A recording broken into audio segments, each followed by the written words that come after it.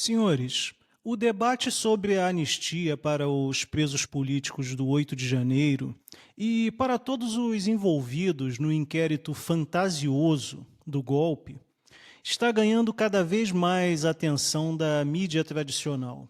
Obviamente, devido às sanções impostas pelo governo Trump ao Brasil. Porém, nós temos que atentar para algumas coisas que, na empolgação do momento, podem estar passando despercebidas para a maioria dos indivíduos. Primeiro, é preciso deixar-se claro que existem diversos projetos de lei pró-anistia, tanto no Senado quanto na Câmara dos Deputados. E quando fala-se em anistia, fala-se em esquecimento de crimes que um indivíduo, ou no caso em questão, grupo de indivíduos, cometeu em determinado momento. E aqui está a questão. A meu ver, os reais criminosos são aqueles que, fazendo uso espúrio do poder que possuem, tipificaram certas condutas como criminosas ou extrapolaram as punições para atos ilegais menores, como se tais atos fossem hediondos. Simplificando, quando um indivíduo com poder em mãos criminaliza a liberdade de expressão, não há de se falar em anistia para quem fez uso de sua liberdade de expressão. Afinal, o criminoso é quem decidiu criminalizá-lo. Ou quando o mesmo indivíduo poderoso transforma um ato de depredação ou de pichação de um monumento em um crime de tentativa armada de abolição do Estado. O criminoso maior não é o que depredou ou pichou, mas sim quem mudou a tipificação pré-existente dos crimes. E o fato de a direita estar feliz com uma possível aprovação de um dos projetos de lei que visam anistiar os presos políticos do 8 de janeiro só mostra o quanto nossas instituições ditas democráticas estão, de fato, falidas. O que nós deveríamos ter é um pedido de desculpas formal seguido de indenização aos presos políticos do 8 de janeiro, por conta deles terem sido submetidos a um processo kafkiniano, assim como a punição de todos os que fizeram uso espúrio do poder que tinham em mãos. O correto, senhores, seria que os presos do 8 de janeiro fossem punidos pela depredação que promoveram nos prédios públicos, que a senhora Débora fosse punida por pichação e que os manifestantes que foram presos na porta dos quartéis tivessem extintas qualquer ação existente contra eles. E que tal extinção não retirasse deles o direito de pleitearem uma indenização pelos danos morais e financeiros que sofreram, assim como a possibilidade de processarem seus algozes. E o PL da anistia esbarra em um fato irreparável, a morte do Clezão. Uma anistia ampla e restrita deixaria os ministros do STF responsáveis por excessos e pela morte do Clezão impunes, e eu não consigo imaginar a sensação de impotência da família do Clezão vendo os responsáveis pela morte dele saindo impunes de todas as atrocidades que cometeram. E aqui, senhores, está a comprovação da falência total das instituições ditas democráticas do Estado brasileiro.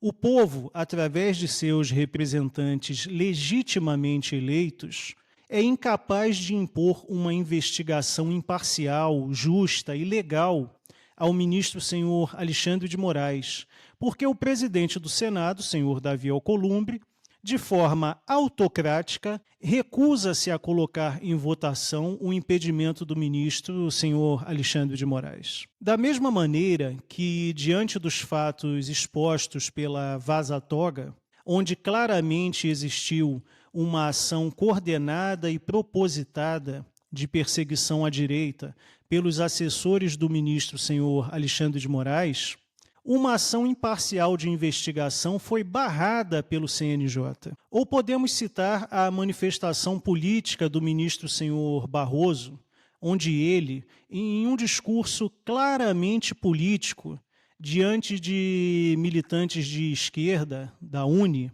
afirmou: derrotamos o bolsonarismo. E, novamente, não houve qualquer investigação sobre uma possível atuação política do ministro, porque o CNJ decidiu que não havia nada de ilegal na fala do ministro. E o caso, a meu ver, mais escandaloso é o fato de um ministro da Justiça, o senhor Flávio Dino, ter perdido as imagens do 8 de janeiro e, mesmo assim, ter sido indicado pelo presidente Lula ao STF e ter sido aprovado pela maioria dos senadores. Logo, senhores, uma possível aprovação de um projeto de lei que anistie os presos políticos do 8 de janeiro e os seus algozes, a meu ver, é um prêmio de consolação e um atestado de falência das instituições públicas. Afinal, o que deveria ocorrer não é uma anistia para quem não cometeu crime algum,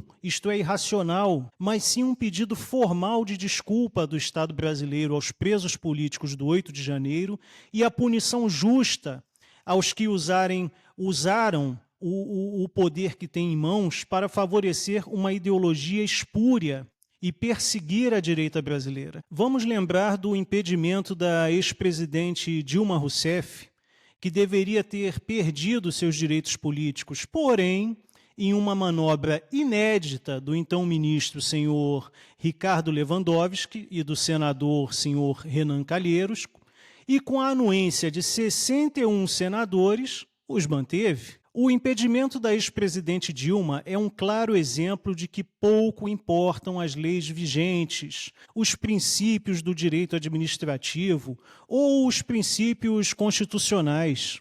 O que importa mesmo é a vontade e a conveniência da burocracia estatal e da esquerda. E, senhores, diante da inquestionável falência moral e política do Estado brasileiro, estamos também na iminência de uma falência financeira, como já é reconhecido pelo próprio governo Lula-PT. Observem que, se perder o discurso fantasioso do golpe de Estado, não resta nenhuma pauta para a esquerda. Em 4 anos de governo, o ex-presidente Bolsonaro e o ministro da Economia, senhor Paulo Guedes, conseguiram trazer a economia brasileira de volta aos trilhos, numa clara recuperação fiscal em relação ao desastre econômico do governo Dilma e de seus ministros da Economia, senhores Guido Mantega e Joaquim Levy. Entre as loucuras dos governos PT, que afetaram diretamente o indivíduo comum,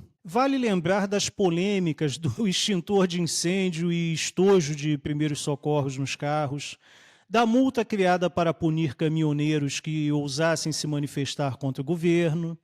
Todo dia era uma loucura diferente. Já no governo Bolsonaro, houve uma ação de desburocratização estatal, redução de impostos, facultou-se ao cidadão ter ferramentas de autodefesa, o aumento de prazo para a renovação da CNH, fora que não ocorreu nenhum escândalo bilionário de corrupção, como é costumais nos governos de esquerda. Mas, mesmo com todas as evidências de que governos de esquerda afundam o país moral e economicamente, uma miríade de indivíduos escolhem continuar votando na esquerda. E aqui, para encerrar, vemos a convergência clara que existe entre a esquerda e a burocracia estatal, onde o povo paga e eles gastam. Mesmo cientes de que o Estado brasileiro está à beira da falência, 25 tribunais de contas estão gastando quase R$1,5 milhão de reais para realizar uma tal de Olimpíada dos Servidores dos Tribunais de Contas do Brasil. Esse quase, ou talvez mais, R$1,5 milhão de reais que estão sendo gastos com o lazer dos servidores públicos dos tribunais de contas, saíram do bolso do povo, da mesa do povo. E agora cientes de que seus impostos estão sendo usados para financiar os Jogos Olímpicos dos servidores públicos dos tribunais de contas, e creio que, não concordando com tal uso do seu dinheiro pelos estados, o que os senhores poderão fazer? Os senhores e eu, nós não podemos fazer nada que não seja pagar a conta. E isto só reforça a minha afirmação de que as instituições públicas estão falidas e de que nós somos meros escravos, mantenedores da classe política e da burocracia estatal. E caso algum indivíduo se revolte, se recuse a pagar os privilégios da classe política, dos burocratas, se recuse a pagar as lagostas dos ministros do STF e escreva a frase "perdeu Mané" em uma estátua, será condenado a 14 anos de prisão e será massacrado pelos servidores públicos da área de segurança, que só obedecem ordens do alto escalão dos três poderes em detrimento da população de bem. Senhores, eu agradeço a todos que assistiram a este vídeo e desejo que tenham uma excelente semana. Fiquem com Deus. Muito obrigado.